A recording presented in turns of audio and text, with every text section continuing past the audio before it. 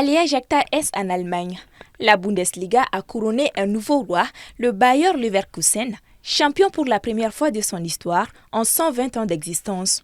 L'équipe entraînée par Xabi Alonso s'est assuré le titre après sa victoire 5-0 face au Werder Bremen le 14 avril. Ce qui met fin à une hégémonie de 11 années du Bayern Munich.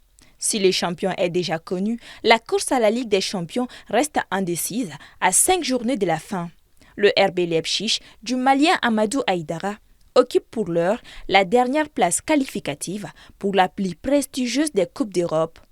Mais Leipzig compte le même nombre de points que Dortmund, 5e, et ne doit sa 4e place qu'à une meilleure différence de but. Le duel entre ces clubs, le 27 avril, pourrait s'avérer déterminant.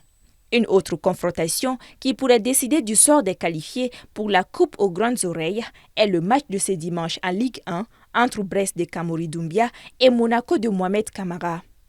En dépit de sa défaite lors d'une rencontre dantesque et polémique à Lyon 4-3, Brest conserve pour l'heure la 2e place, 1 point devant Monaco, mais avec un match en plus. Les deux équipes sont sous la menace de Lille, 4e, qui compte 4 points de retard sur Brest. En Angleterre, un Malien est également concerné. Le milieu de terrain Yves Bissouma occupe actuellement la 5e place du championnat avec Tottenham. Le club londonien compte 3 points de moins qu'Aston Villa, mais a une rencontre de plus à disputer. Le calendrier de fin de saison est très corsé pour les Spurs qui devront batailler pour sécuriser une place.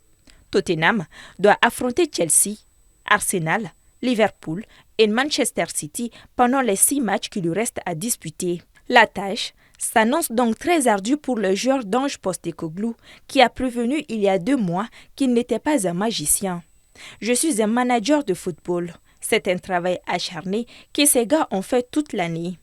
Comme je l'ai dit, nous sommes arrivés à ce stade qui est plutôt décent grâce à un travail acharné et c'est ce que nous allons continuer à faire. »